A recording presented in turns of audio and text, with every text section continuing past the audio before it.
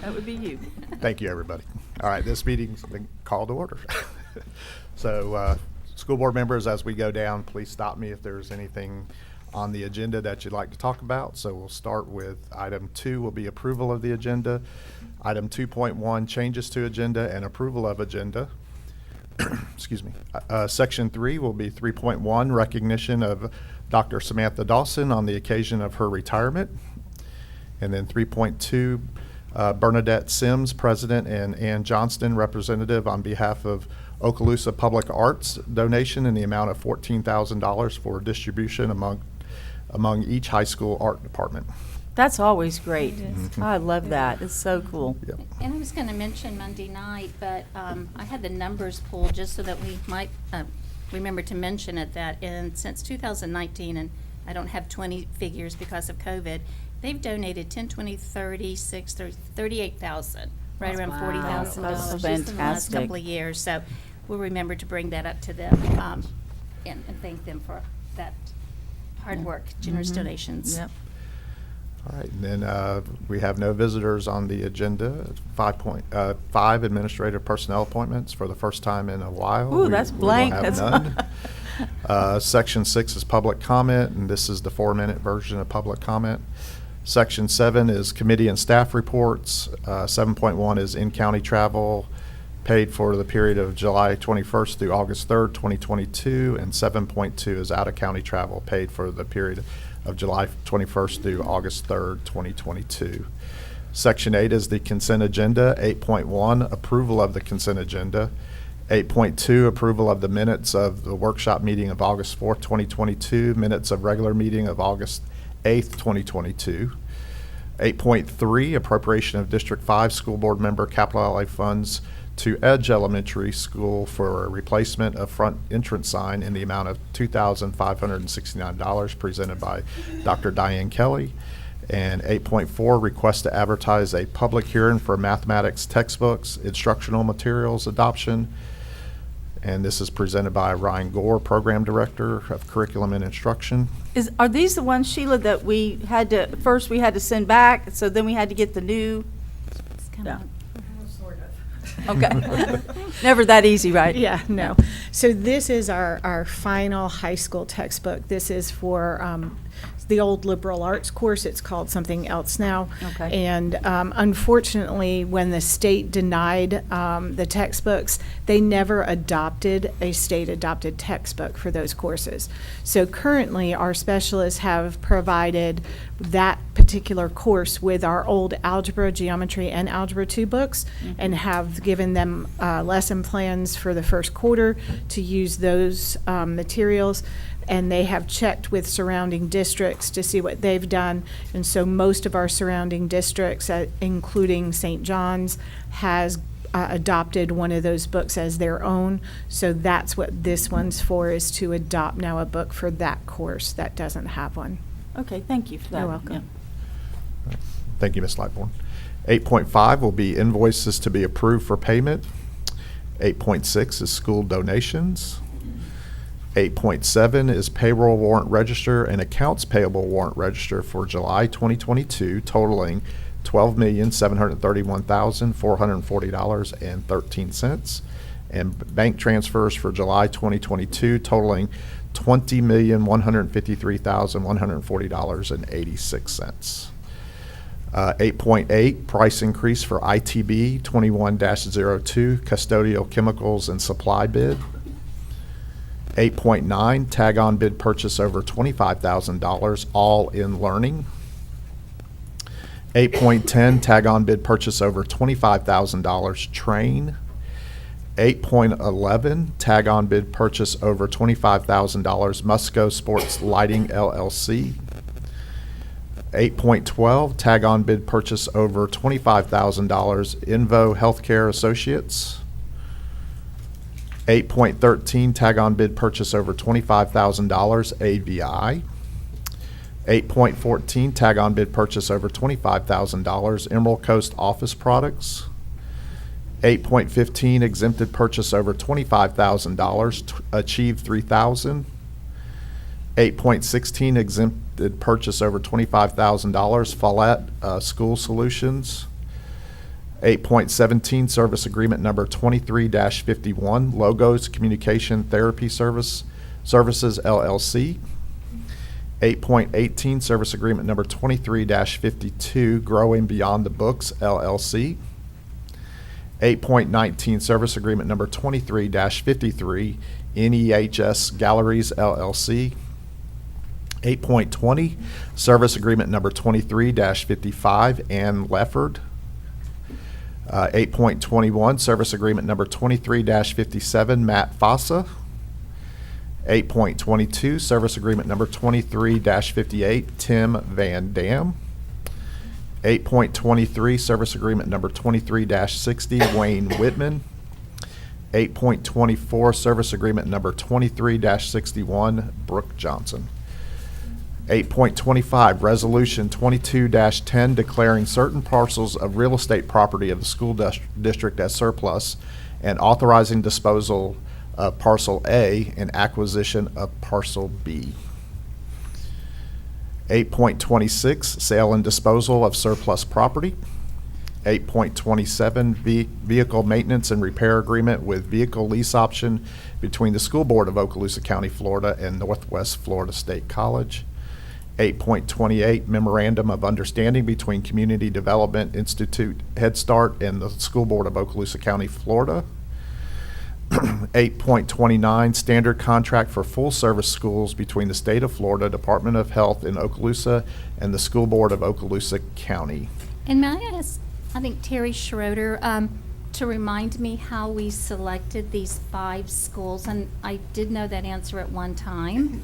Just remind me. Yes, So- ma'am. So real quick, Ms. Schroeder, I know we were going to call you up for the next item, so let me just read off 8.30 is Okay. the Florida Department of Education Mental Health Assistance Allocation Plan application, and you're going to tie all that into what you're getting ready to Yes, say. sir. I had a Yes, question sir. about Thank that one you. also, Yeah. so thank you.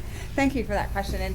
And while I'm addressing you on that, I just want to introduce you. We do have a couple of representatives from the Department of Health in Okaloosa, Amanda Colwell and Petra Maddens. Thank you. They've worked really closely with me to put all of this together. So we selected those particular schools based on the Title I status of those schools Right. and Okay. the significant need for these types of services. So we started small. We recognize that there's quite a few more Title I schools out there, but we started small with those selections to get it implemented. We haven't had the full-service schools in quite a while. Right. So we picked those because of the needs at those particular schools. We had that many years, several years Yes, ago. ma'am. And it was very, very helpful to our families and our students. Yes, ma'am. So this funding will help us to provide those services to our students and to those schools through the health services plan. Are we limited due to numbers? I mean, why 5? And like you said, I know there's more title, and this is a large need. Yes, ma'am. We just identified the highest need schools to start with. Okay. Again, it was recommended by the director of the health department to start Okay. small Okay. and expand as grow. we go. Okay, Mhm. perfect. Thank you. You're welcome. All right. And the next one? Sure. Mental, Here y'all we want to go. talk mental health for a little bit? There we go. Yeah, Awesome. always. Thank you for that. So I will invite Ms. Lamb and my other 2 colleagues, Heather Powell and Becky Gilpatrick, to come up and share with you as well. First of all, I wanted to introduce, so you guys can put faces with names. Becky Gilpatrick is our Youth Mental Health First Aid Coordinator. You've probably heard that statement through some of your conversations. So that Youth Mental Health First Aid training is a requirement, part of the Marjorie Stoneman Douglas Act, and all of our school-based personnel are required to have that training. So Becky has been doing the heavy lifting on, you can imagine, all school-based employees have to have this 6.5-hour training. So it's been in place. We're going on our 5th year now. And this year we hope to train, well, we have to train at least 40% more of our staff. So she's going to be really busy with our trainers this year, getting those folks trained, and we are informing principals. We're sending them out lists of who. She actually keeps a list of who has and hasn't been trained. So that's Becky's role. And then Heather Powell is our lead mental health counselor. And both of these ladies have, we say all the time, we started building this plane back in 2018 while we were flying it. We think we've come a long way. We were a crop duster to start with, and now we think we're pretty close to being a 747. But we have been building this plane. So before you is that mental health assistance allocation plan that we have to have your approval, and it brings us in the funding from the state as a result of the Marjorie Stoneman Douglas Act. And one of the things I did want to share with you is how our program has grown since we started in 2018-19. So when we very first started, we had 12 mental health counselors and we had 7 ESE social workers back in 2018-19. In 19-20, those numbers didn't change. We remained the same. 2020 and 21, we all know what happened that year. We don't talk about it too much anymore, but we do know what happened that year. We increased our numbers to 16 mental health counselors and 8 ESE social workers. Mr. Chambers has been very supportive in recognizing the need of mental health services for our student. And I'm going to share with you in just a few minutes some of the numbers that you can tell where the needs are. But in 2021 and 22, we increased again. Again, our funding went up, and again, the need was recognized, and so we increased to 19 mental health counselors and 8 ESE social workers. That year, we also piloted a program.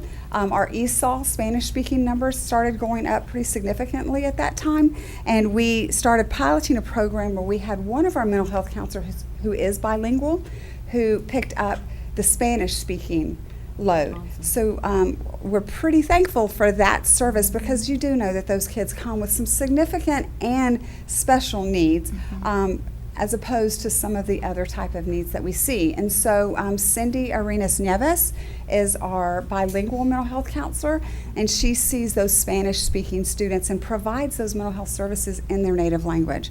For that, we're real thankful, and she understands the needs of those particular students.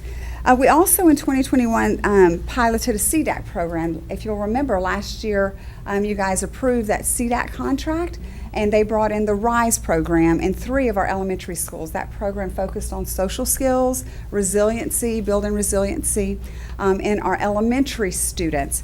And so that went really well, and this year they added an additional 4 schools. So we're excited about what CDAC is doing in our schools at this point. Also in 2021 and 22, we had Hope Squads. We finished the implementation in Hope Squads. Dr. Kelly has been integral in getting that program up and running in our schools. So last year, we implemented the Hope Squads in all of our secondary schools. So we're pretty excited about what's going on in our Hope Squads. This year, I'm excited to say that we have additional I'm so excited about what we're doing this year in our mental health program.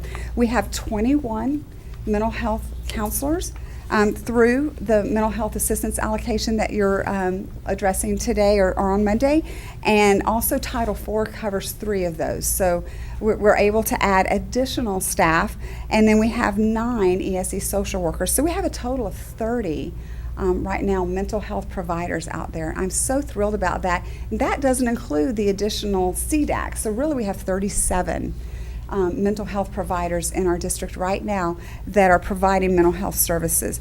So if you'll bear with me, I just want to list the things that we're actually adding this year.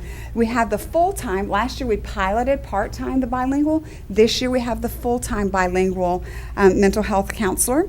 We also added a Title IX mental health counselor to address our homeless students. And again, those are pretty significant and pretty specialized needs that those kids have. So through a partnership and a grant with Amy Dale and her team, we added a Title IX full-time mental health counselor to address those needs for our homeless students. CDAC, we have 7 CDAC counselors in 7 of our schools. Those counselors are in those elementary schools 5 days a week. That's awesome.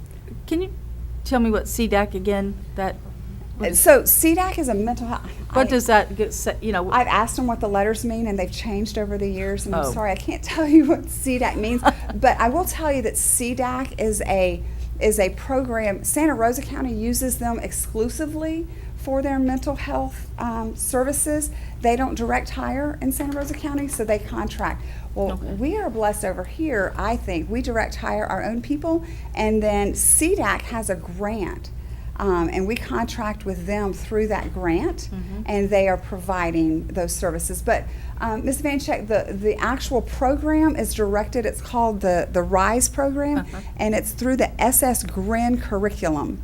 And they, again, focus on elementary school, and we know that some of our elementary students struggle with those social skills that's needed for them to be successful in school, such as conflict resolution, such as resiliency in difficult situations, those things, how to be a good friend, how to make good decisions, those kinds of things. So those groups, they are specifically group focused in that program. And so, so I'm pretty excited about what they're doing. So mental health diagnoses don't necessarily are diagnosed in elementary school. Those tend to be diagnosed later, usually middle school time frame. So we try to focus then on that, building those skills that those students need to be successful as they come up. And this is absolutely wonderful. I mean, thank you, Mr. Chambers, for the encouraging and increasing these support individuals. Absolutely. So when or how do these individuals relate information or work with the teachers to let the teachers kind of know and how to support the student? Where is that? It's all a bridge right collaborative process. There's several different ways that happens. Some of it's through the MTSS process. I will Okay. tell you most of it is identified through the MTSS Okay. process. Others are identified through perhaps the IEP team, perhaps a 504 team. You might just have a teacher that recognizes, hey, this kid needs a little bit more. Parents, I will tell you, all of the services that we provide are in collaboration with the parents.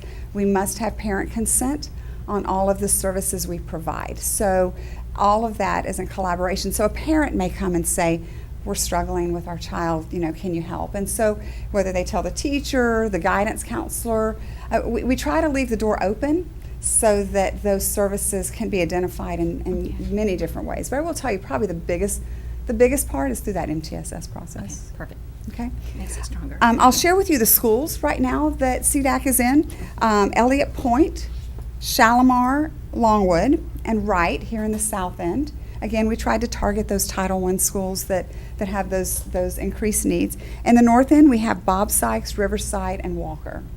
And you'll notice too, I'm pretty excited about this, is all of those schools have our behavior units. And so CDAC is also going to work with our behavior units and get this curriculum into our behavior units as well. Again, based on parent consent, but we're pretty excited to bring that standardized curriculum to our behavior units as well. And a couple more things I want to share with you about how we are bringing additional services. Because of the involvement with CDAC, 8 additional secondary schools have one-on-one counselors. And again, I mentioned that we really start to see those diagnoses show up in students somewhere around between ages 12 to 14. We see some behaviors such as self-harm, suicidal ideations, those kinds of things as we start getting into secondary middle schools. So I'm really excited that we are able to bring one-on-one mental health counselors to our secondary schools. Those are the schools last year that had some pretty high numbers as far as caseloads, upwards of 80 and 90 students. And at that point, we had them sharing schools. So this year, because of the work that CDAC is doing for us, we're able to bring one-on-one, 5-day-a-week, our staff to the following secondary schools: Davidson, Crestview High School, Niceville High School, Fort Walton Beach High School. You'll notice all the big high schools have a one-on-one person. Shoal River, Baker, Choctaw, and Meigs. So again, I'm real excited because one person will be in that school 5 days a week, knowing the students, knowing the staff, knowing the culture, and being a part of that environment. So I'm pretty thrilled about that. So all in all, we have 15 schools that have one-on-one, 5-day-a-week mental health counselors. I think that's pretty amazing. And then we're adding Hope Squads to our elementary schools this year. So those are the big things and how we've grown since 2018-19. And it is making a difference. So I'm pretty thrilled about that. I know Miss Lamb wanted to share a couple of things as well. I didn't mention that. You did such a great job. We have come a long ways, and the goal of our mental health program is to give our students that support that they need, but not only to our students, but to our families. Because a lot of times we have parents who know something's not the way it needs to be and know that their students need help, but they may not have the resources to provide that help. In Okaloosa County, it is very hard to get a child into any type of mental health therapy. The wait lists are very, very long. So the fact that we've been able to get 15 of our schools with a full-time person is super exciting. I think that's going to be very helpful to families. In addition to the mental health providers working with our students in the schools, one of our focus areas this year is, as Ms. Schroeder said, through MTSS, that's that Tier 2, Tier 3 with our individual students, but Tier 1 is all about prevention and education. And so one of the things that our mental health team has created this year is a district-wide mental health campaign. So every month we'll have a different focus area. For example, we're going to kick it off in September, and that first focus area is resiliency. But some of the other months we'll do things like kindness, stopping the stigma, resolving conflict, managing stress, just good life skills that students need to stay mentally well. I think a lot of time we talk about mental illness, and our goal is to promote mental wellness so that they don't get to that point. We have increased the amount of professional development available in our district. So in addition to what Ms. Gilpatrick does with the Youth Mental Health First Aid, we have brought in guest speakers from the National Center for Youth Issues to talk to all of our mental health providers and our school counselors. And we're also providing PD within the district on emotional regulation. So not only for us as adults to make sure that we're aware of where we are, but teaching our students and modeling that for our students so that they're better able to regulate their emotions. So we're super excited about all the things going on, and we appreciate your support as well as yours, Mr. Chambers. Questions? Just real quick, what you have in front of you is some numbers to compare from the onset of our program. The roadmap, Heather's so proud of this. Heather made this for you guys last night. And she just loves the roadmap, and so I think that's pretty cool. But you'll notice where we started in 1819, the number of referrals. Now, when we say referrals, that means the number of students that are actually referred to services. So you'll see that number was 1840 and 1819. You'll notice it went up in 1920, but you'll notice in 2021 it dropped. We all know why, because for 2 months our students weren't in school. While they did receive some services through telehealth therapy, the number of referrals did go down because of them not being in school. And then you'll notice in 21-22, the numbers went back up again in the number of actual referrals to services. So the need is there, and the services are being provided. This one on this document, the green one, tells you the total number of sessions. What a session is when a mental health provider meets with a student. And so that could be a session for 20, 30 minutes. At some of our high schools, with some of what those students are dealing with, the sessions can be upwards of an hour? 50 minutes, a whole period if they're self-harm or if there's some suicidal ideations, or there's just some big stuff going on with our kids. So you'll see that in 2020, there was 9,384, but last year there was 11,754. That's how many times our students are face-to-face with a mental health provider. So again, we're having an impact, we're making a difference. The other one I want to draw your attention to is in the bottom two squares. Risk screenings are those suicidal screenings, those students that they say that they want to hurt themselves, perhaps they want to hurt someone else, and so our mental health team goes in and does an actual screening on that student to determine, is there a plan? Do we need to do the Baker Act? We try not to do that. We try to do wraparound services. We have a great partnership with MRT who can actually come in and provide those wraparound services for those students to keep them out of a Baker Act, if it's at all possible. But I will tell you that there's a collaborative effort between our mental health counselors, our guidance counselors, MRT if we have to call them, so that a good decision is made with them and the parent. We try not to Baker Act students. We did have 54 last year, which again, if you see how many were screened, we did try to divert as many as we could. So again, I think we're doing a great work. One more thing I want to point out to you, our staff, we have some well-trained staff as our mental health team. 14 of our team members are licensed. That means they have that master's or higher. We have several doctors on our team that are licensed and have their PhDs. Those are the ones that can actually initiate a Baker Act if we have to do that. We have registered interns. What that means is we have 8 additional folks that are working on licensure. So we really encourage that, and again, Mr. Chambers, Dr. Hale has really made an incentive for licensure for our team, which is excellent because it is 2 additional years of supervision and work before they can actually get their licensure. So we have 8 working on that. We have 5 that are master's level, and then we have 3 that are bachelor's level. So we have some highly trained, well-qualified folks providing these services for our students and their families and our staff as well. Any questions? So Yes, sir. I do have a couple of, one question really, and then just one comment. So I know this past year with the Florida School Board Association, this was something that was really on the top level of what we were pushing for in the legislature this year. And I know the governor really made it a point to, get some money to that. Mm-hmm. With that being said, I think, we were talking about the pandemic there earlier. This is what I think is going to be the long-term result of it. And I think you're going to see those numbers continue to grow. And it is, I appreciate the superintendent putting that vested interest into the mental health piece of this because, I just feel it's something that we got to do now to help address the issue that's not going to go away. So the pandemic might go away, but I still truly believe in my heart that the mental health part of it isn't going away. And that's just not for students either. That's for teachers, for personnel, for parents, for everybody. So That's right.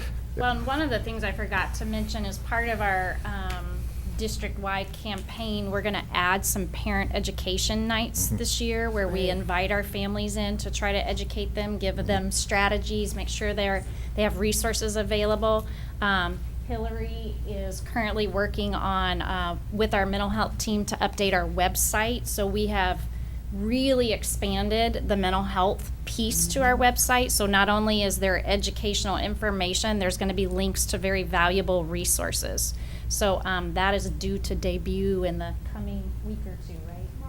Oh, wow, tomorrow or Monday. They're ahead. There you go. Awesome. And one of the biggest resources on that is our First Lady, Yes. Ms. DeSantis. She has a hope. What's it called? Ambassadors, Hope Ambassadors. Yeah, and so we are putting her resources on our page just because it's huge.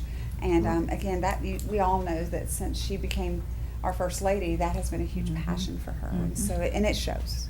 So- One of those free resources for parents through the Hope Squad is parentguidance.org. And if you go on that website, there's just a wealth of information for parents, going from everything from sleeplessness to bullying to harassment, the whole variety of topics that a parent might encounter in dealing with their students who might be struggling. And that is free due to their partnership with the Hope Squad.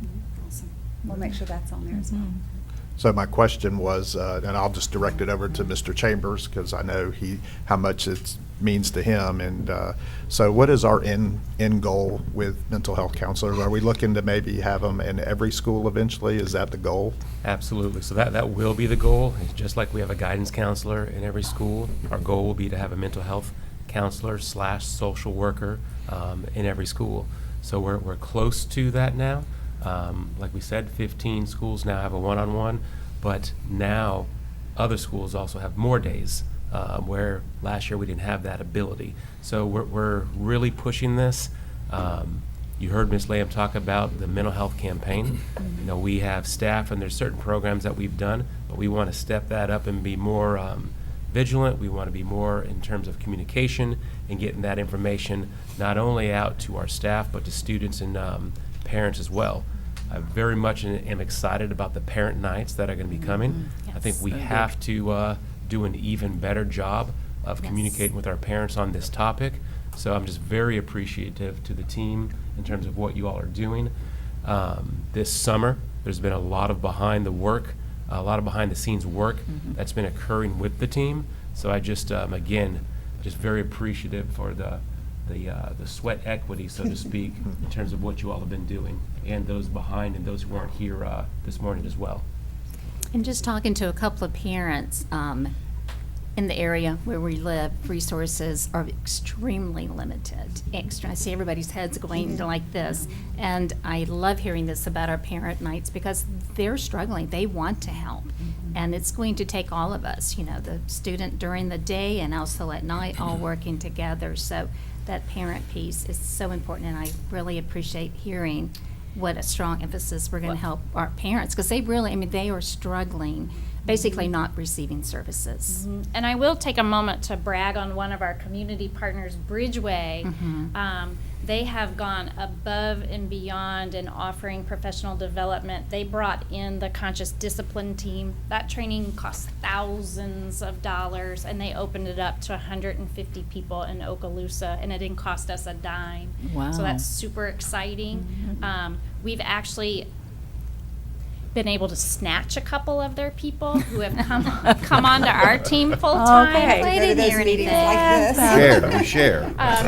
So we I are was there. sharing because they do continue to support CAT team when they're not working for us, but that partnership's just getting stronger and stronger. And when I think our mental health providers find when we have a very serious need, those community partners work with us to bump the priority up a little bit.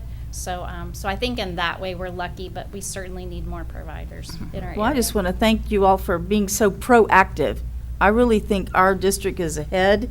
I don't know if you have any data to compare it to, Mr. Chambers, but I mean, what I'm hearing is just so proactive. It's just wonderful to see what you're doing and how you're seeing this. Look, I mean, the stats show that, but. And what- interesting, you should bring that up, Ms. Vanchek, because even from the outset of this, back in 2018, it was Mr. Chambers and his leadership team that said, we want our own people.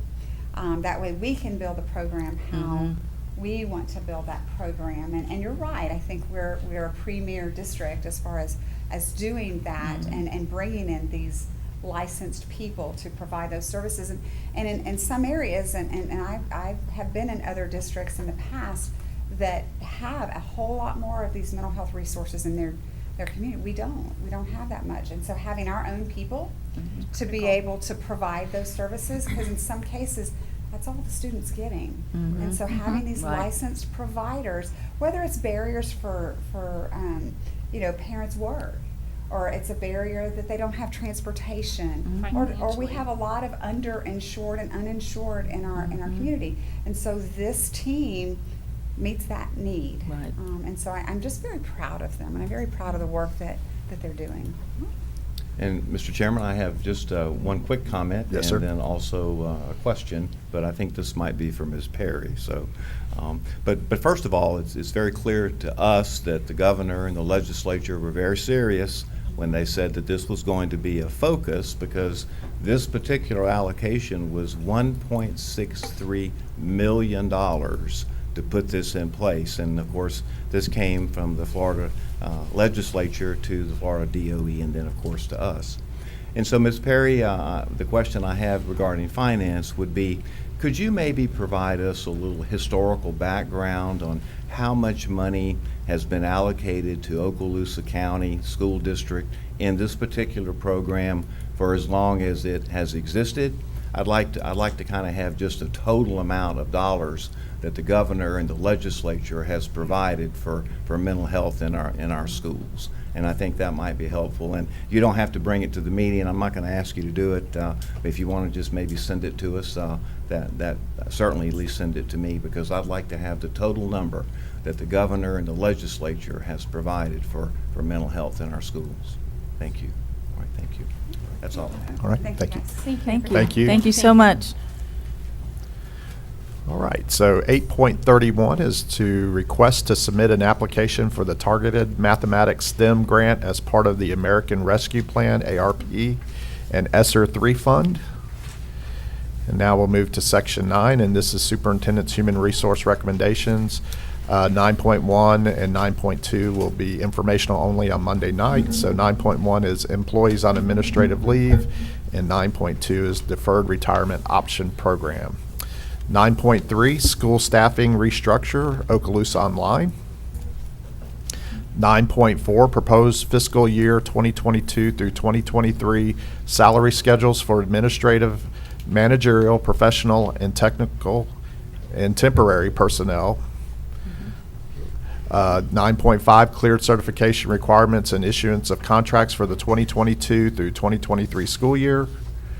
9.6, out-of-field report for the 2022 through 2023 school year. And I would just like to just say real quick, I know Ms. Peak is really, and her team have really been working hard. I know we were talking about this Monday in our agenda meeting, and just a shout out to her and her team for everything that they're doing. I know we have a lot, it's a busy time for them this part of the year, so, yeah. So 9.7, employment separations. 9.8, personnel recommendations. 9.9, employee transfers.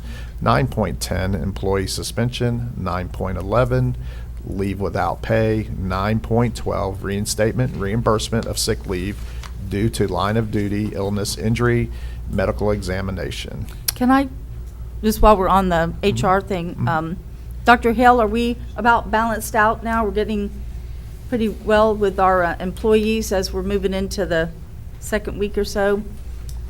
If it's okay, I'd like to just go ahead and give you a pretty good picture of where we Love are it. in terms Would of love what it. we've Yeah. done, Thank you, what we sir. have left to do, some of the things we have on the horizon, if it's okay. Yes, sir.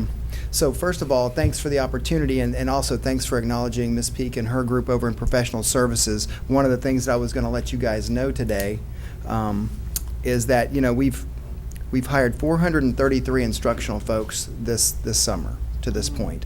A total of 199 support folks to this point in the summer. So all told, we have 632 new faces in new places. That's with a lot of new new people. hires, transfers, and everything like that. So the Human Resource Department has just been a beehive of activity. That doesn't even include the substitutes. And just for your information, we have over 400 trained and ready substitutes for this year as well. So with those 600 plus new faces and new places and all the substitute activity, it's been quite busy. So inside the instructional piece, with regard to Ms. Peak and her professional services department, of the instructional hires, only 18 of them were first-year college degree folks. 18. That means the rest were either transferred with experience or career changers. So Ms. Peak and her group have been putting together a lot of programs and a lot of planning and things like that, assigning mentors at schools and all the different things that they do for just a very, very large number of new instructors, and they've been doing a great job. So I do appreciate your comments earlier, Mr. Bryant. So that's the hiring to this point. But what still remains, we do have some vacancies that we're still working on. In fact, I just got an email this morning. We can scratch one vacancy off the board and add it over into the hire. One of our high schools was able to get a foreign language teacher this morning. So as it stands right now, for our regular, what I would call general education, school-based positions, there are still 15 out there. There are 10 elementary, 3 middle, and 2 high that we are still trying to fill. In terms of ESE-related positions, we are at 12 positions across all schools. So all told, that's, what was that, 15 plus 12, 27 school-based vacancies in the instructional realm that we are still trying to fill. Yes, ma'am. When you say ESC 12 positions, does that include instructional and support? No, that's instructional only. It's only instructional. Right, I'll talk about the support in just a second, but for right now, that's just the instructional picture. Okay.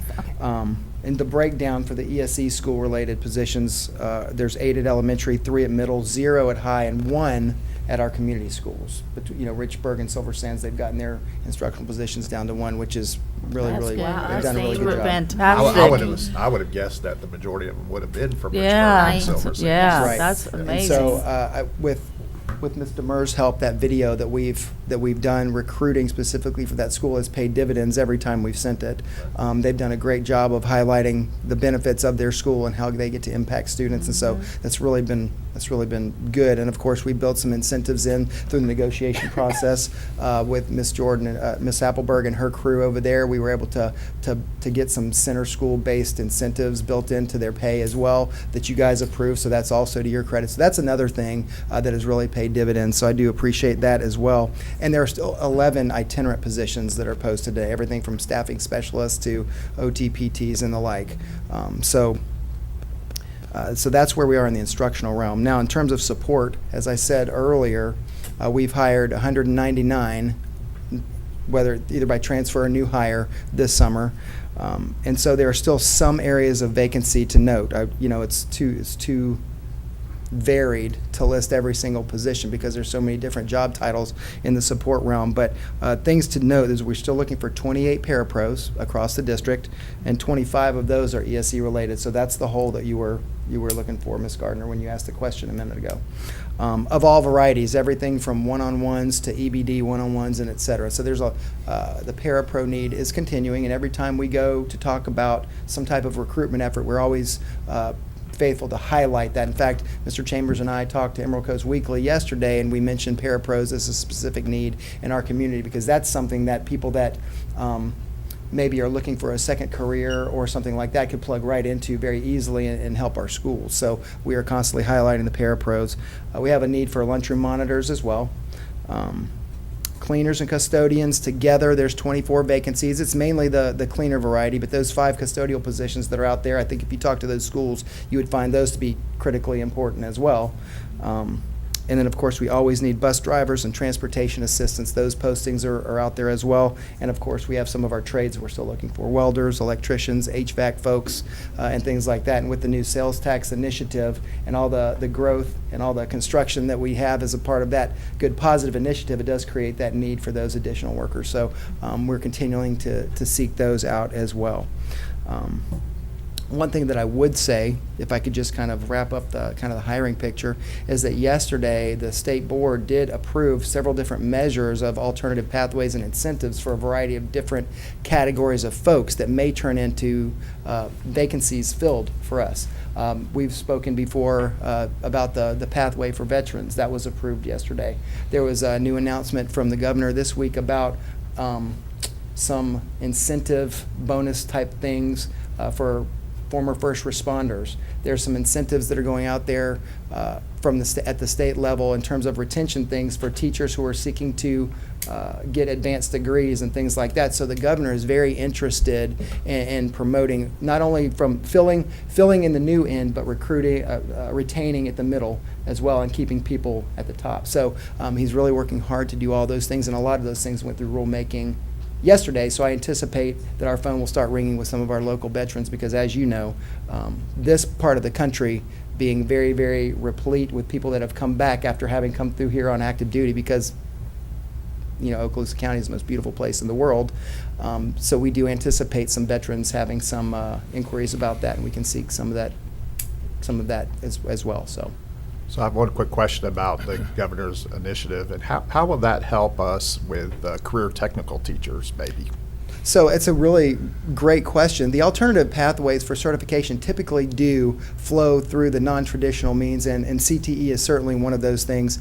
I know that we've got a lot of our local people that are veterans have learned trades. They have done specific job responsibilities. They have got unique experiences through whatever job task they've gone through. And so the alternative pathway for veterans, there's always been an alternative pathway for CTE approval. Ms. Branscombe and her crew have done a really, really good job of getting qualified people in place for those students. But just providing I think the best incentive for the veterans in terms of that piece, they got their alternative pathway, but into CTE they're also going to get a lot of grace with regard to state-based fees. Application fees are waived, test fees are waived, all that type of thing. So there's all kinds of enticement to come impact all of our job openings, CTE specifically, because of the wealth of experience that we have in our area. And Dr. White, you're probably going to ask this. I don't know. Because you have trained Go as ahead. well. Go ahead. With the bonuses, the initiatives, will that be provided by the state, or are we going to be Well, so funding that? this was new information as of Tuesday. Okay, right. I found It out came about in the late bonuses Tuesday. for the first responders and for the teachers. $4,000, I think I saw. $4,000 for a first responder with a bachelor's degree, and if they go into a critical area of need as identified by the state, that would be an additional $1,000. So it's at least $4,000, could be $5,000. And when the governor promises a bonus, there's a way. I just don't know exactly what that is. You don't But know whose I pocket would- that's I would coming assume he's from. promising it from his pocketbook, but I Let's can't hope. address Fingers that. I crossed. don't know. Okay. And we have not and we received do an welcome those allocation. individuals. That's right. It- Yes, Yeah. absolutely Yeah, welcome. It's them. new. It's The just an check's in idea the that's mail. been promoted. I'm Yeah. not sure that it's in writing anywhere. Usually, yet, so. usually the first year the state says, here you go, and then after that, we gotta figure out where we're gonna get it from. so. Yep. We that's look great. forward. But I'm hopeful that this is gonna be something that the Yes. state will embrace and not put the burden on us for necessarily those things, so. And Dr. Hale, just share, so the veteran who comes to us who now wants to teach, what must they do in terms of training, certifications, and the like? Sure. So the first thing that I would say, and I'll answer that question, but this is not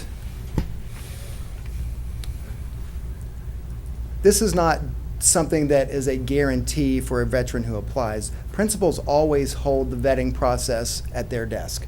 What we ask our principals to do is interview and find the best people that are qualified. So we will have a litany of new people that meet these types of qualifications, but just because they walk in the office doesn't mean they're going to get a job. They're still going to be vetted and approved, and it's still going to be best fit for the schools and all of that type of thing. This is just a little bit of grace in the certification process. And so here's what to be qualified for this new certification path. The first thing is there should be at least 48 months of service with an honorable or medical discharge. So if you haven't worked for 4 years in the military and you were dishonorably discharged, you're automatically disqualified from being able to participate. Also, you have to start with at least 60 hours of college credit and a 2.5 GPA. So there has to be a good, fair start towards your bachelor's degree, because this is a 5-year program, and you do have to complete your bachelor's degree as a part of this program. Okay? You also have to pass a subject area exam, just like everyone does, and you have to obviously pass a background check. Those are the criteria. And then, of course, the benefits to the fees. But the bottom line is that everything that currently exists in an alternative certification process as it stands for any teacher today, the only thing is an extra year for these veterans. They do have to acquire that bachelor's degree to get on the same level before their temporary certificate expires, and it is a little bit longer than typical. It is 5 years to accomplish all of these things. Did that answer your question? That did, and I'd also like you to address, we were talking about the hiring, we were talking about the vacancies, and as you know, across the state of Florida, it ranges from where we are to mass vacancies. But take a minute, Dr. Hale, and just share what I would say the above and beyond efforts that UNHR have taken in order to get the word out there about hiring. So we've done a whole lot of creative things, and I do appreciate that, because we have a very creative group over there in human resources, but we also have some very creative principals. And so I've tried to compile a list when I hear things that we have done so that we can replicate these types of things in future years, and also take new ideas. There's a lot of ideas that come from a lot of different places, and to be quite honest with you, no stone goes unturned with the climate that we have right now. So we've done everything from attending local radio recruitment shows to going to the local chambers and talking to those folks that already have jobs. And you'd be surprised, when we went to the First Friday Coffee down there in Fort Walton and talked about the different opportunities we had, and I kind of said tongue-in-cheek, I know I'm speaking to a bunch of folks with jobs, but we're glad to have you too. And I gave out more cards at that event than I've given out anywhere, because everybody has a network. Everybody has someone that they know very well, maybe a spouse, maybe a colleague, maybe a person that they're trying to improve. So that was really unique. So we've also partnered with the chambers, all the different chambers, Crestview, Destin, Fort Walton, Niceville, and they've all promoted our jobs within their promotion ways too, whether it be their newsletter or else their job postings on their websites. Of course, we've used things like Indeed and LinkedIn to post jobs. We've actually found candidates through these types of kind of new and not necessarily outside of the box, but one of the things that we don't always do as school districts is try to do the things that the world does.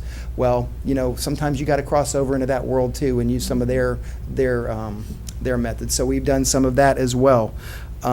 We have scrubbed our substitute roster at least 2 or 3 different times, finding certified people that like to work and encourage them to become full-time people. We've done that to a large degree as well. We've actually sent some targeted emails to principals with regard to specific certifications or degrees that we found inside our substitute roster.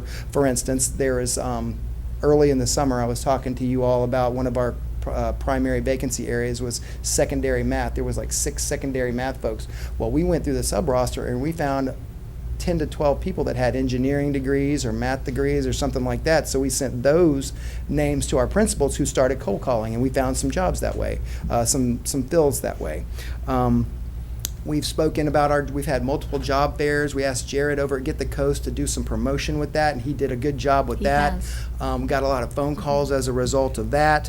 We've attended several job fairs, not only our own, we've had 3, but we've also attended the Panhandle Job Fair, other different local job fairs, either through the community, provided by the community. We even went to Stuff the Saddlebags at Harley Davidson one night. I don't think we gave out too many cards that night, but it was fun. We've really upped our social media presence as well, doing a lot of boosted posts and things like that. We've inspected different grants and things. Some we qualified. I know Dr. Kelly gave us some grants to look into to see if we were able to qualify for those things, and we utilized those where we could, so those were appreciated as well. We've done Miss Peak. Another thing about Miss Peak, we, at the beginning of the summer, twice a week for 3 weeks, we had career changer seminars that we promoted, and we actually had people in the community just at 6 p.m. log on, and Miss Peak did a good job of telling people how they could become a teacher. Just real talk, and we actually got a few phone calls about that. We've had a lot of community conversations. We have a few aggressive teachers. It seems like there's one in each zone that is really marketing inside the supermarkets and grocery stores. And so Miss Gainey, good job. Love Miss Gainey. She sends a lot of folks our way. So we appreciate that. There's been some creativity with job sharing with principals. There's been some group interviews to try to align. If there's 4 candidates in 4 schools, let's get together, interview them at one time, and see who gets the best fit, with all these candidates and things like that. So that's to the principal's credit. We reached out to Elaine Lajeunesse with the military group, and we asked her to put our job postings through their vehicles as well, and she said that she would do that. We also are connected, our HR Facebook page is connected to both the military spouse group for Hurlburt and Eglin, and so we get a lot of traffic when we promote through there, just in terms of inquiry. Let's see, what else have we done?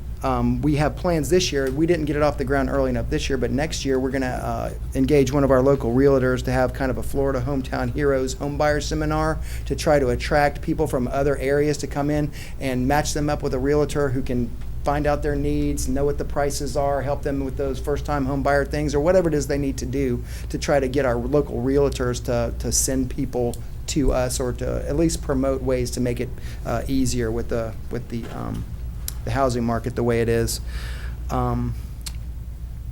Also, just we've done a lot with our benefits, in terms of recruitment, just to make sure that when we go out somewhere to recruit, we have better things to say. I mean, we're still probably the only district out here that does for our employees what everybody else does: free medical, free dental, free life. We have an employee assistance program that's free, no charge for you and your family. We have paid time off, the whole thing. We really try to market to people whose schedules are so busy, but they have kids, and we say, hey, your schedules will align with your students. Let's get them in school. Let's get you in school, and we'll get you out in time to pick them up. Those types of things. We actually waived our fingerprint fee in HR over the summer to eliminate some of the cost barriers with the application process. Sorry, Julie, we had to do it. And then there's been a lot of different other things. We have the the finder fee for employees if they can help us find a bus driver. We've got sign-on bonuses for the bus drivers. We've got tuition assistance for these temporary certification people. And by that, I mean Karen Peak and her group, again, are providing some of the necessary coursework at no charge. Well, it's a reimbursement plan. it's a reimbursement plan, to get the necessary coursework that they need to complete their temporary certificates. That's going to benefit them, it's going to benefit us, because more people will be in, in our clause, so to speak, to make sure they finish. And so that's going to be a good thing for retention as well. Dr. And Hale, of real course- quick. Yes, Doctor, sir. So on the bus drivers, for instance, are we still paying for their CDL training? We have not taken anything away that we have previously done. Okay, We've only but added we're still two. doing that. We're So still doing the CDL. I'm not 100% sure about that particular item. Jay's back there. Yes, okay. We are. Yeah, Jay says okay. we are, so All right. we are. Thank you. And that, Jay. and Thanks again, for being here. that's a huge benefit to get somebody to come on that might have an interest in driving but don't have the CDL, and we'll help them get their CDL, so. Yes, sir. And then, of course, the one other thing that I would say that we utilize when we are in our recruiting efforts is we make sure that we let people know not only how great the Okaloosa County School District is and the different levels of support that our teachers are going to have as they, embark in a new career, but we also, both with OESP and OCEA this year, we did a really, really good job at the table of making sure that people are compensated to the best degree that we can. They did a great job. We did a great job providing Julie's great with her spreadsheets, and so everything that makes Okaloosa County who we are really working hard to promote. And I'm sure there's something else, I just can't remember it off the top of my head, because like I said, no stone has gone unturned since March, literally March. That's the other thing I would say, is we started earlier and gave out guaranteed contracts. That's another thing that we did that we've never done before, so. We could bring back some retirees earlier. I know 2 teachers and an assistant that would be happy to come back. Yes, ma'am. And That's- I I know know we're that's been talking an about. ongoing process with the legislature too, trying to get them to see that need, to maybe ease that requirement for them to come back. so. Yes. Can we just Mr. ease it Chairman. to 6 months or 4? Yes, I sir. mean, Yeah. something, but to Yeah. bring these That's right. experienced people that are desperately needed. That would help. So I just have a quick comment and then a request for information. Yes, sir. And so there's no question, the teacher shortage in Florida is real. I well remember long ago, there used to be a standard line. We've got 5,000 applications on file. And some of you heard that before, and that's not the case anymore. And the teacher shortage is real. In fact, as we heard from you, the governor has recognized it and has made some alternative certification capabilities for us maybe to get some more folks into these teaching positions. I happen to know, though, that certainly we're not the only county having this difficulty, that we have a neighboring county that actually has 4 times the number of vacancies that Okaloosa County has. And so it's something that's real, and I appreciate so much, and I know my colleagues do too, how hard you and your staff have worked to fill these vacancies. But I will remember the sleepless nights I spent long ago when I might not have a teacher for a classroom when school opened, and I know some of our other folks are experiencing that too, as you know. But I'm wondering if maybe you or someone on your staff could maybe give me, and the other board members might appreciate it, it'd be up to them, kind of a weekly update on where we are with these vacancies, because that's just how important it is. And Yes, sir, I'm happy to do that. I appreciate it very much.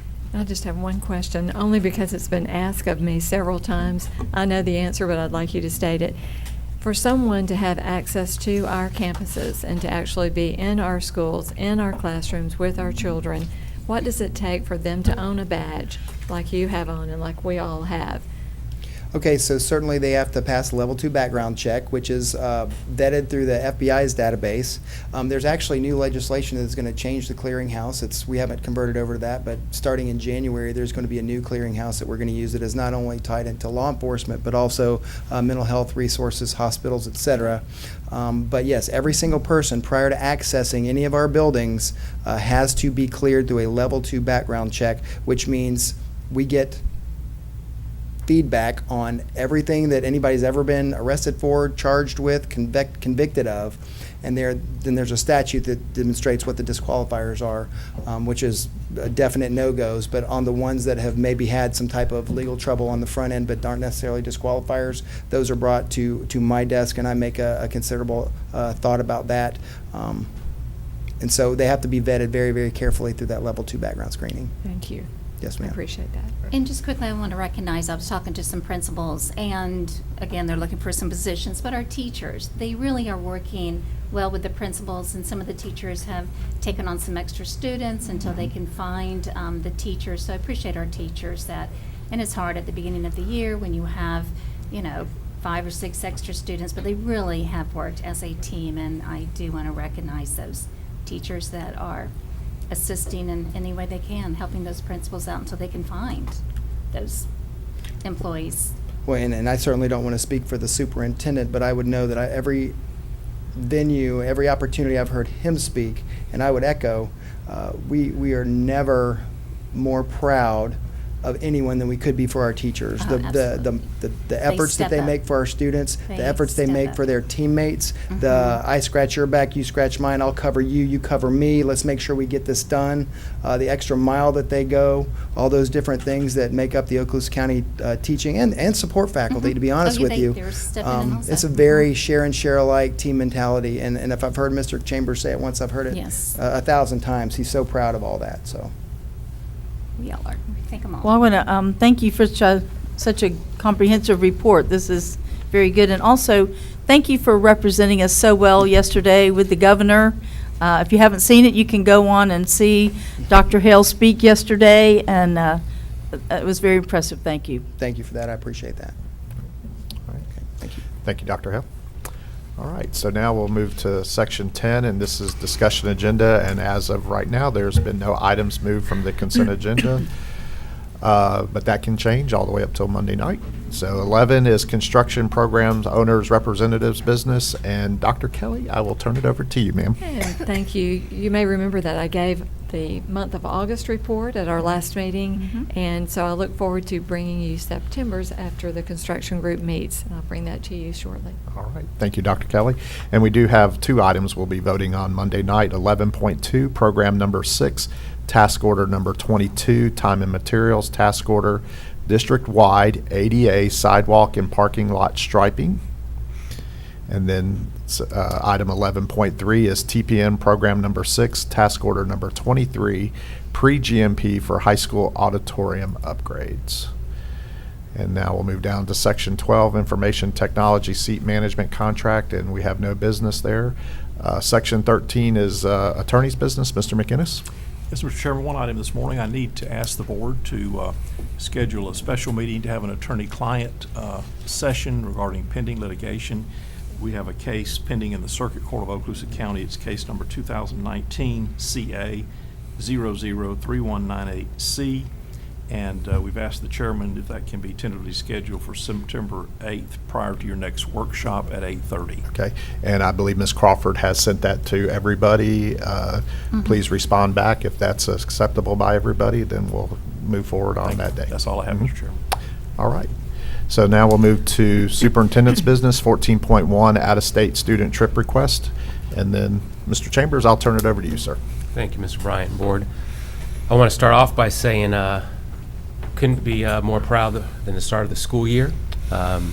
As you know, getting ready for the start of a school year does not happen by accident. There's a lot of hard work that goes into place. So I do want to thank, everyone from those out front to behind the scenes who worked extremely hard this summer to have us prepared for this first week. So I could not be more appreciative than for those folks. And I do want to say, and you've kind of alluded to it already in terms of our teachers, staff, administrators doing a great job at the start of the school year, people pitching in and being team players. And we talk about our teachers, we talk about our administrators, but sometimes we forget about those bus drivers. Sometimes we forget about the front office staff and the district secretaries. The amount of phone calls that come in at the beginning of the school year to those front office staffs, to the district secretaries, it's a lot. So them being knowledgeable about what's going on and be able to provide that information, just very much appreciate that. As we've gone around to schools at the start of the school year, the cafeteria staff. So it's interesting on the first day, the second day, how quickly they're getting students through the lines. Now, obviously 2 weeks from now it'll be even quicker, but you look at those little kindergarten kids coming through the line or those first grade kids coming through the line, and they're able to help them and really get them through expeditiously. So I'm just thankful for our cafeteria workers as well. You know, bus drivers, sometimes you hear, you know, when there's things not going well, but you think about all the routes that happen each and every day, and the overwhelming majority of those routes go extremely well. I was telling Jay before the meeting, extremely proud of the work that his bus drivers and bus assistants and his staff is doing at the district level. I walked into the office last week, and I was going to share some positive news, and the phones were just lit up because they're doing a good job of communicating with schools and with families. So there's a lot that happens at the beginning of the school year, and again, just very appreciative. We also know right now that there's construction occurring throughout the district in our schools. And one of the things I want to say there is, so right now that causes some disruptions, some different traffic patterns, and people have to do things differently. Now, just want to continue to say, you know, be patient with us, because some of these projects may take the entire school year, but to get things built and constructed, it takes time. So just being patient and just understanding where we are. So again, start of the year, extremely appreciative. Then you go to enrollment. Our enrollment, including our charter schools this year, is 33,167 to date. Now that's bodies, not FTE. That's bodies, 33,167. Our district operating schools are at 31,172, and that's about 300 more students than this time last year. Last year we were at 30,886. So right now, when you start thinking about FTE, so we are above our FTE number. We know that usually at the start of the year, you might be a little higher, and then you start dwindling as you go throughout the school year. But we feel very good with where we are right now in terms of enrollment. As you know, Mr. Horton monitors not only district numbers, but he monitors every single school and even down to the classroom. So he pays attention to those numbers. Shifting to focus, so you know we've transitioned to focus, so we are here. So this time last year, you know, we started going through this process, and we knew that it was a year-long implementation process. And like we've said going through this, there'll be some bumps as we go through this process, and there has been some bumps already, but we've worked through those. We continue to work through those, communicating with schools, communicating with families. A couple things to note. So we're in the first week of our student information platform of focus, so that is up and running. We do have an active help desk that's for our teachers, staff, and families. We have an app that's going to be going live. So for the families and parents, that's going to make it even more accessible to our parents. So I think they're going to be very excited about that app. And right now, parents can see the schedules and the grades of their students. That was not the case on day one. And we knew that was going to be the case. In the second week of school is when that was going to happen. The HR and the HR and finance portions of Focus, that'll happen in October. So we are in the process of transitioning completely to Focus, but I do want to thank Steve and his group, from Eric Mitchell to Diska Ross to Wendy Meserve, that entire MIS department, but also to the schools and the district staff who've had to continue to learn and be a part of this process from day one. This is a big venture. Mm-hmm. We talked about the AS400 was here in the 1970s. So this is our first switch to a more modernized platform for students, HR, and finance since the 70s. So it's a big deal. I just want to comment on Focus, because we have been talking about, not just for the past year, but for a couple of years now, as how much of an investment that we put into this, but in the long run, how much it's going to save the district time, as far as employees being able to get information a lot quicker, parents being able to get information a lot quicker. I mean, it's really, like you said, it brings us into the 21st century. To me, it's probably the biggest investment that we've made over the last few years to help improve the school district to get us more into the 21st century. Like you said, I mean, I know Walton and Santa Rosa County already are on Focus, so this is something that's not new, but it is, like you said, it's a big undertaking, and we just ask people, be patient with it, but once it's fully operational, people are going to say, what took us so long to get here? So, but thank you. I agree. Thank you to everybody who's helped get it to this point. And I know we're still a couple months away from being fully, with it, but a lot of great things going on with that. So, I appreciate you saying I that. kind of compare it to gradebook, that I remember when that was, and then there was a lot of headaches, there was a lot of tears, but we were transitioning from the paper gradebook to the online.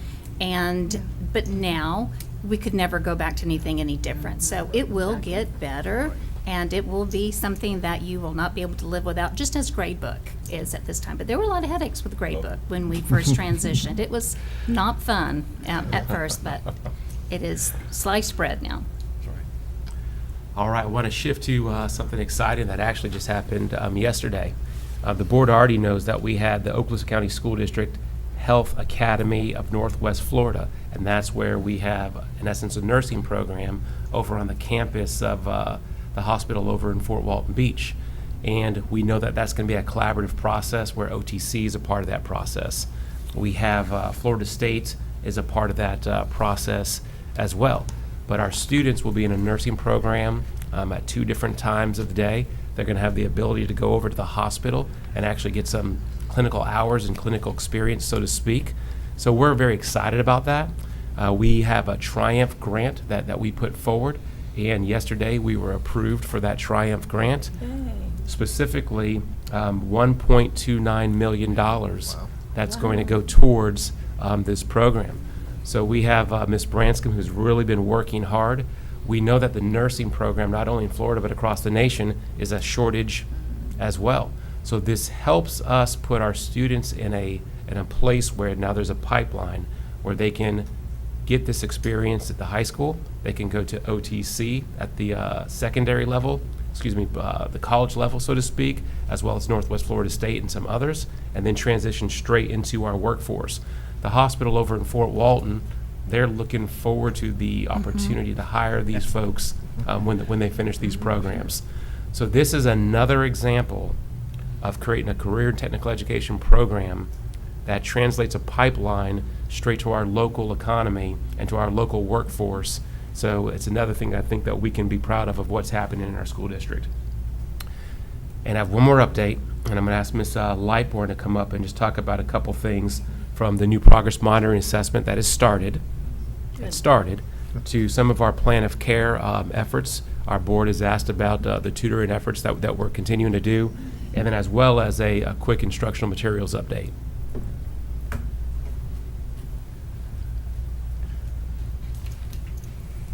Good morning. So progress monitoring, the new FAST assessment, actually the window opened up yesterday. So we have some schools that have started testing. They will have to complete that first round of testing in 30 days. So they have 30 days to complete that. Haven't heard of many hiccups. I think the only hiccup I heard of was VPK, but those teachers had never administered an assessment like that. So it is VPK. Remember, that's VPK through high school. So And yeah. we're talking 3- and 4-year-olds. Yes, ma'am. 4-year-olds. No, Sorry. 4-year-olds. 4-year-olds 'cause we're it's- talking about. Yes, Mhm. 4-year-olds. So with this being new, this is obviously the first year, but the testing part of it, can you explain what they're testing for? What is it that we're starting out with the test? So it's ELA and math. They're looking at each grade level. Of course, it's grade level appropriate. It is it's a progress monitoring test. So really, we're looking at where a student is currently in their age group or grade level, and then where they should be. So we will get some information back once these assessments are done to tell us, okay, this student's at grade level, or this student's above grade level, or this student's below grade level. And so that way we can then provide support going forward. It helps us determine who needs our plan of care tutoring, so it kind of all connects together, and who needs extra support during the day at school as well.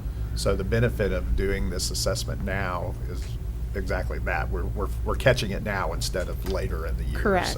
So this should be a Correct. benefit as time goes. We should be able to identify those students that need help at the very beginning instead of waiting to the end. So hopefully that will improve our assessment scores across the board there, and also get those students to grade level or above. quicker and sooner, yes. And how would the parents know the results of this when they're, you said they've started now? So Is this- that stuff is that what we put on Focus, those kinds of scores or things? Is that? I think eventually it will be put on Focus. I'm not sure that that will be available immediately, but that is something that we will send out to parents. Okay. I think we have 2 weeks. Once we receive the information, then we have 2 weeks by law to get that information out to parents. So they Okay. will receive probably a backpacked home Yeah. copy. Right. So Okay. you mentioned ELA and math, so is it 2 separate tests? Yes, ma'am. It's not one, and each test will approximately how? So it differs by Depends on grade it's level. not It timed differs or- by subject. Okay. So at the younger grade levels, it's 20 to 30 minutes. Okay. At the older grade levels, it could be up to 90 minutes, depending on the subject. Is it all computer-based, Yes, yes, it is. even for little guys? Yes. Your But- grandson, yes. But I do have to say. You know what I'm saying. So, Dr. White, for our younger students, we do it on iPads, and Yeah. you'd be surprised how proficient our Oh, yeah. younger students are on I was gonna iPads. say, they probably do it And- better than we do. Right, and our teachers do start, they teach them how to do that before they actually go on and take the test. But yes, it is the younger students do it on iPads, and they're pretty proficient. That Mr. cell Bryant, phones. you asked kind of what type of test this is, and Ms. Lightbourne, just briefly describe the adaptive nature of this test. Okay, so the test is an adaptive assessment, which means it will, as a student takes it, if they're not doing well on the questions, it will then go to easier questions, but this test stays within the grade level. So I will never, no student will see questions, if they're in 3rd grade, they won't see 1st grade questions. They'll see easier questions. Think about Bloom's taxonomy kind of thing, so where it goes to a more simple question. But it'll always stay within the grade level. If a student is performing well, they'll continue to see higher level questions. And then it'll balance out. So That that's keeps what them from adaptive- quitting the test Yes. or being so frustrated Well, while it they're also, testing. it gives us a good diagnostic, because we need to know exactly where they are performing so that we can then support them and get them up to grade level if they're not there. And if they're above grade level, folks need to understand, if our students are above grade level, we also support those students, because we provide them with instruction that then meets their needs. So that's what differentiated instruction is all about. So it meets the needs of all our students, not just our struggling students. Right. And may I ask just a quick question? Assessment, it's a broad and deep subject. Do we know anything about this particular assessment? Has it been used before? Is Florida piloting this assessment So- with this administration, or any of those things? So our VPK through 2 is STAR Early Literacy. So that's not new to us. We have used STAR Early Literacy in the past. That's what Flickrs and Okay. it was always based through. So that's really not a new assessment. Now, it is Florida specific now. So they've partnered with Florida, and now that's actually under the umbrella of FAST. We don't call it STAR Early Literacy anymore, even though that's what we're actually doing. So that's not new. The other platform for our 3 through 10 students is called Cambium, and that's not a new platform, but it is new to the questioning is new under this administration as an adaptive assessment. So that's new, Okay. and it is a new assessment. The platform's not new. So the platform we've used before, so our teachers will be familiar with it. The questioning is different, and now everything aligns to the best standards, where previously everything aligned to the FSA or Florida. right, our old standards, correct. Well, you mentioned STAR, and our teachers for years have been, and still continue to use STAR at the beginning of the year to find placement of students Right. and reading ability or skills. So that should feel comfortable to Very many of our. comfortable, Very yes. comfortable. I don't think our if they've been in the system, I Mhm. think they're very comfortable with this assessment. It's very user-friendly, so that's nice to hear for our little bitty ones. Yes, yes. Okay, so that's our progress monitoring assessment, and I started to explain how it kind of connects with our POC. So our POC is plan and care tutoring.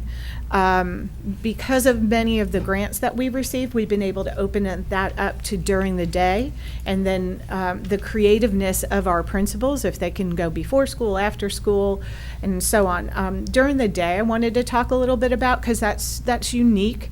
We started that last year, and I think that's a really good way to get to some of our students that struggle to be there after school because they work or their parents need them home for whatever reason that is. And so we struggle sometimes to get folks after school. So during the day, we are able to hire retired teachers, parents, et cetera, to community members to come in and help with our tutoring process during the day. We have a very defined program. We have a professional development for those folks when they come in, so that they are then prepared and with materials to go in and work with our students. So we have that going on in elementary schools. In the elementary schools that have been able to really find some parents and other folks to come in. I have to brag on Northwood, because Northwood has been able to really get some parents in that have really taken a hold of this. So if you get to go out to Northwood, ask Dr. Kelly to show you what is going on in that program, because she's really doing it well. Oh, I'm sorry, I said Dr. Good, I didn't mean. She is Dr. Kelly now. Oh, okay. Yes. So if you get to do that, that's awesome. In our secondary schools, we also allow our teachers, so we allow that same process if we have parents or community members that would like to come in and tutor. Now, they do have to be substitutes. They have to be cleared, of course, through Dr. Hale, and they have to be substitutes. So if they're not currently employed with us. So that's one thing. They can also support our secondary schools. But also our secondary teachers can give up their planning period and obtain it. We compensate them. They would get a 6th period, and they have, our principals have become very unique in how we're using those folks. So some of them are pulling groups of students with them. Remember, it's 1 period, so they're not pulling 20 kids. We want them to pull a small group. So they're pulling students potentially out of PE or an elective to come work with those teachers on what needs they have. We also, they also are having some of those folks push into a classroom and support those students. So maybe like IR or IM, where we know our lowest performing students are. So then we can push in and support those in that arena as well. So that has been going fairly well. We need more folks to do that, but that is going on as well. And then we also have our normal before and after school tutoring. Now, traditionally, we don't start. Some schools started as early as November. We are starting now. So as soon as we can get started and our feet on the ground and teachers ready to go, we will start that tutoring now. So that's a change where most schools, some didn't start till 2nd semester. So we would like to do that sooner. I also would like to do a shout out for Dr. Seals. She is working with our community and providing tutoring opportunities in the community, and she has already started tutoring at Opportunity Place, so we will have tutors there. I think that starts this week or next week. So will be tutors at Opportunity Place to support our students, and then she's also trying to work some other community outreach programs so we can actually put people in the community instead of students having to stay at school. So that's our tutoring. Yes, a lot going on. A lot of good things going on. And I just want to mention to that, so we all know that, there's no substitute for just good, solid classroom instruction. So that's a layer.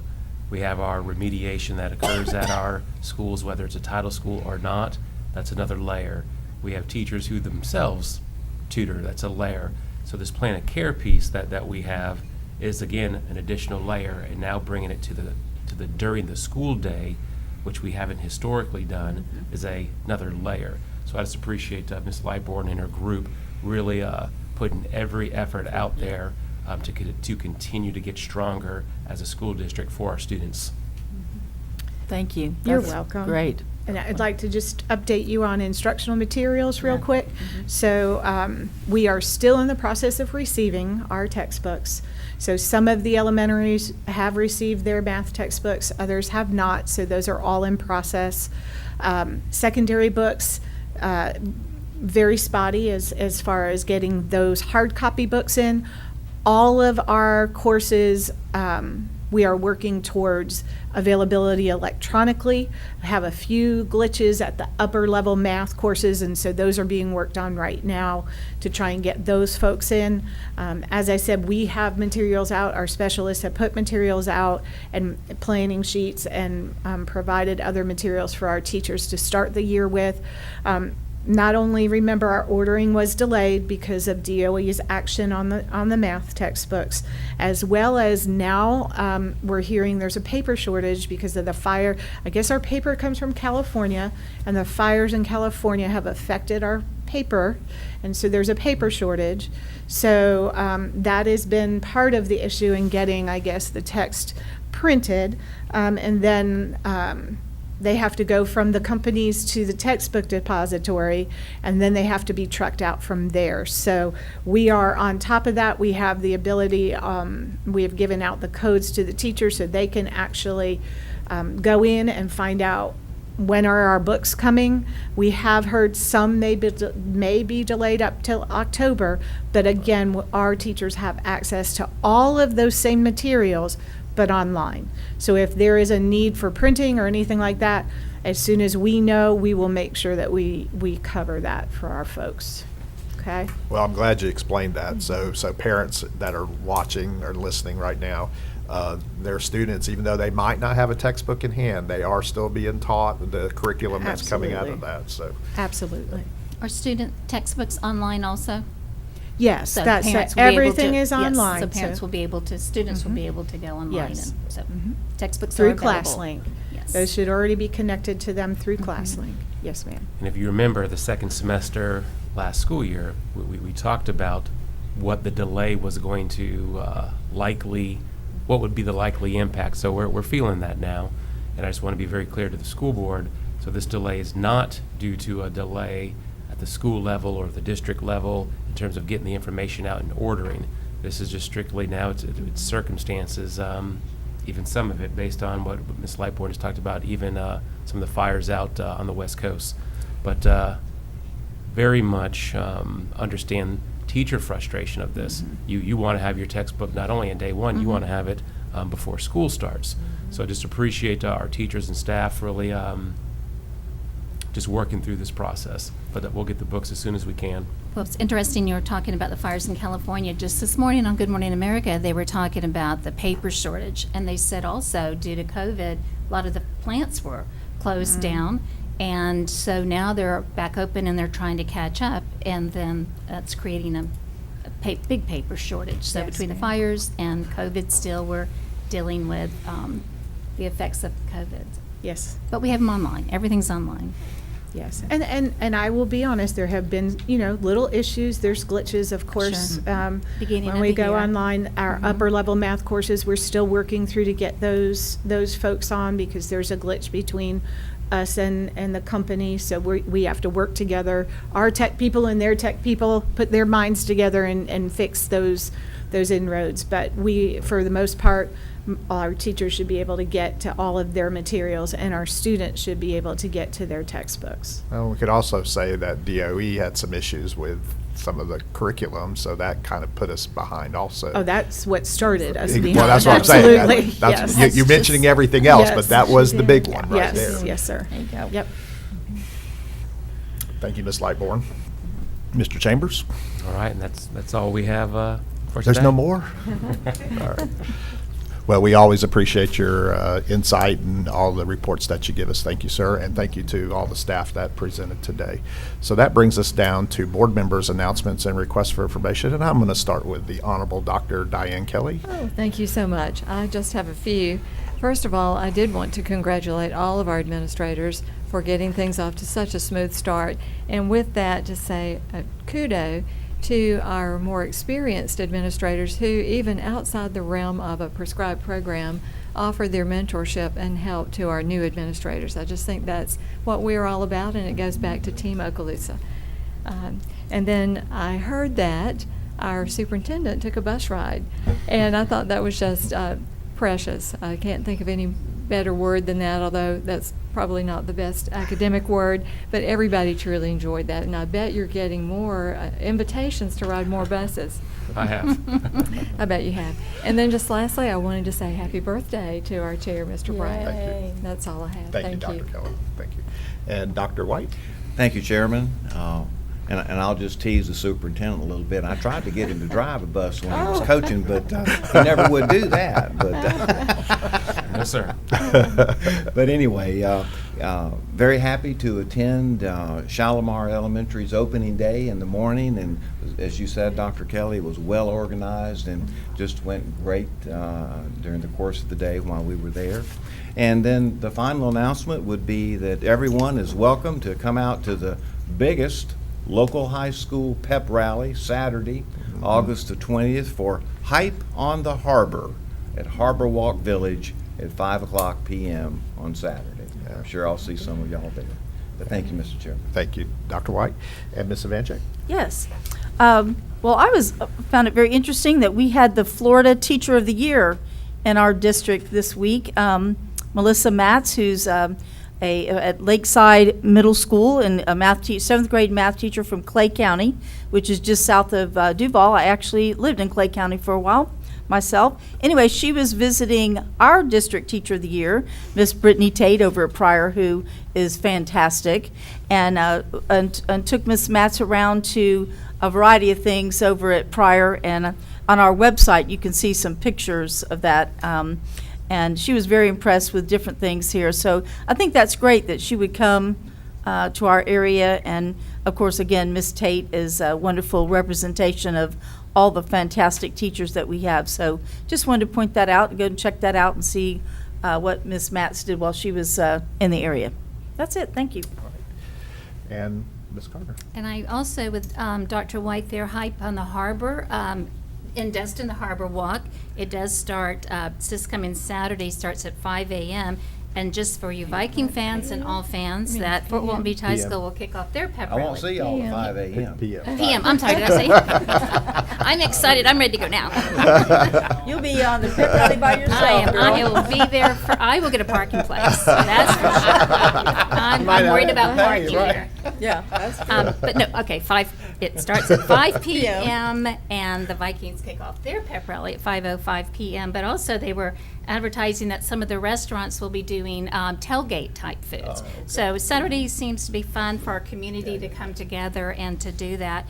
And speaking of the Vikings, we have a kickoff classic on this coming Friday night, the 19th at 7 p.m. And followed by August the 26th, we kick off in Navarre, and I might have on my Viking shirt Monday night, just to let y'all know. So I think that's it. All right.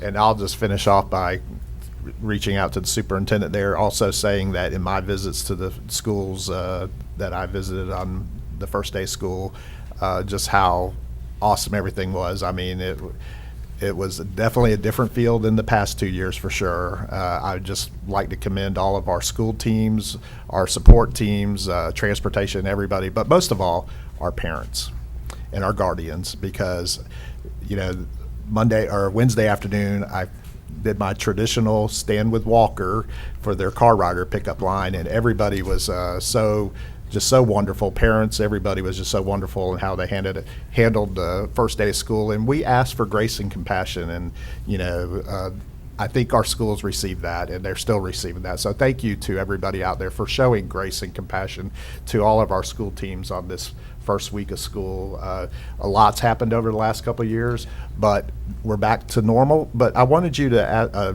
could you explain what you meant by going back to normal operations real quick? I know we talked about this the other day, but your idea of normal operations had to deal with the pandemic. Absolutely. So as you know, the last 2 years, we've had different procedures in place. We've had different ways that we've done attendance, all types of things. But when I talk about going back to normal, it's about we're back to normal. So we do not have those protocols in place this year. And I think it's a good thing in terms of looking at turning the corner, from pep rallies to games to assemblies. I think we feel good that we're back to a more normal environment. So I just appreciate that question. Okay. And then also, it is Thursday night lights in Crestview. Our kickoff classic is tonight, so I'm really excited about being able to attend that tonight. And I know Miss Ivanchek and myself, we love Baker, and I know she cheerleads for Baker a lot. And of course, I get to mentor a student over there by Kayla Wagner, and you know, I was waiting to see if you were going to say it and let you, but you obviously passed it off to me. So we're going to talk about him being on ESPN the other morning, and that was a pretty big deal. So big that, you know, one of the things that mentoring him, you know, he's really struggled with getting colleges to really look at him. And we're talking about the big D1 schools. Now, Mr. Butler is happy that he's made a commitment to Southern Illinois University, but also. Where is that? That is in Carbondale, Illinois. So my wife, you know, she was actually going to go to Southern Illinois until she met me, and then she didn't go. But she's from Illinois originally. But what's the name of the school? You can say it better than I can. Southern Illinois University. I know, but what's your team name? Oh, Salukis. The Salukis. But I was texting, I got a text from Caleb the other day, and he's actually starting to get more, some bigger colleges are now going to take an interest in him. So at Baker this year, I'm sure we're going to see a lot of big-time college scouts there. But that's a huge thing for him, and I'm really excited for him. So, and with that, thank you again to everybody that's here for the beginning of a great school year. Now we're down to section 16, and this is a 2-minute version of public comment. And we do have one public hearing on Monday night, and this will be 17.1, public hearing for approval of the charter school renewal contract between the School Board of Okaloosa County, Florida and Okaloosa Academy. And with that, Mr. Butler? Yes, sir, thank you. Ms. Appleberg? Dr. Hale? Ms. Lightbourne? Mr. Horton? Ms. Perry? All right, this meeting's adjourned. Woo-hoo.